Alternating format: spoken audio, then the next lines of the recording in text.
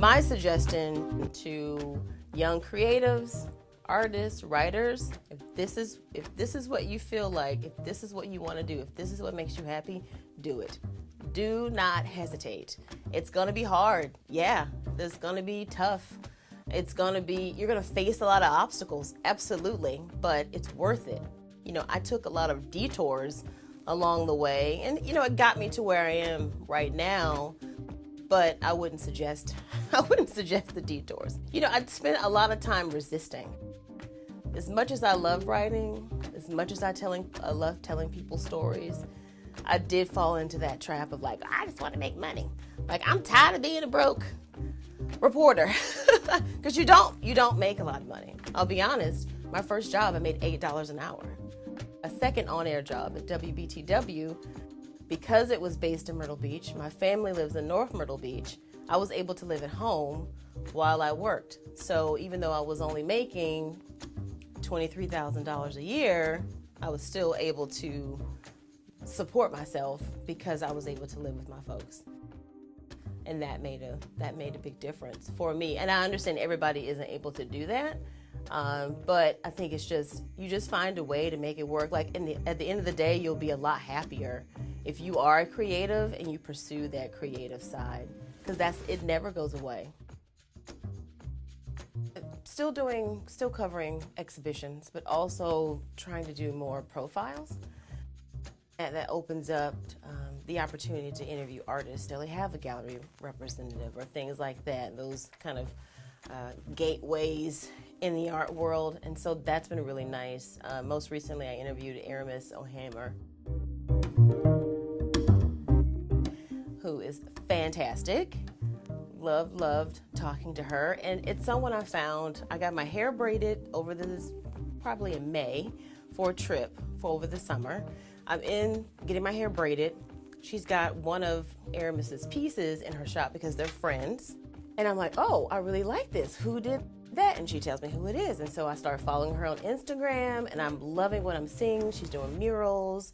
She's doing great work. She's at like different pop-up shops and things of that nature and shows. And so I was able to finally talk to her, and it's been fantastic. So that's an example of a profile that I got a chance to do.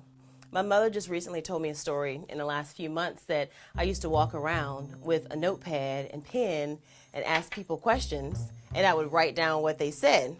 Now, I remember the notepad and the pencil, but I don't remember, asking questions and writing things down. I don't remember that, and here I am today, still doing the same thing.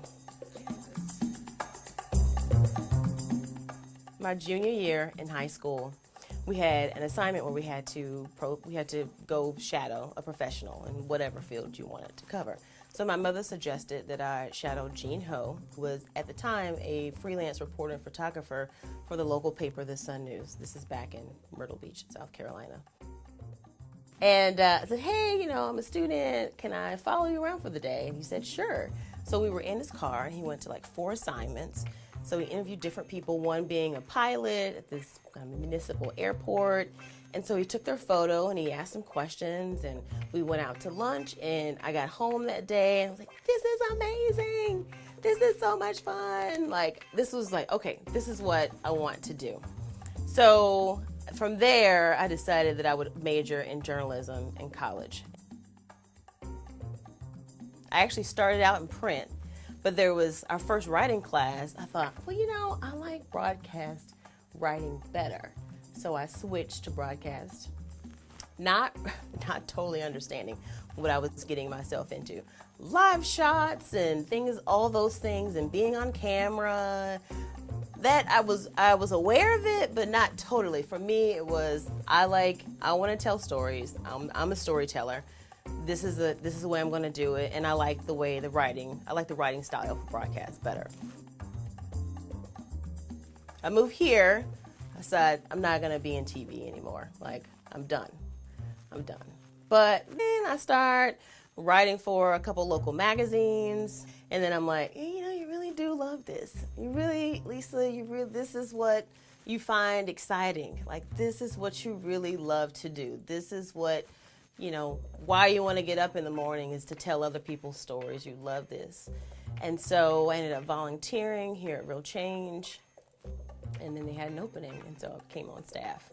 And specifically as far as the arts goes, they were looking for an arts reporter. That was a specific decision that they made. I've had to, in some ways, kind of defend covering the arts here. And not internally, but just external people. Like, well, why are you doing that? And I like to think of it as like my articles it's a spoonful of sugar for the medicine. You know, in news today, and not just here, just everywhere, there's a lot of doom and gloom.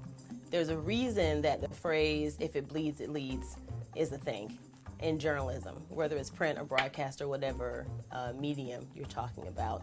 So, and I'm not interviewing artists that are just drawing pretty pictures.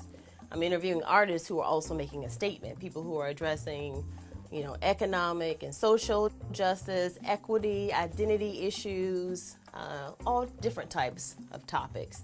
And so it's another way to get you to think about serious issues, but in a beautiful way.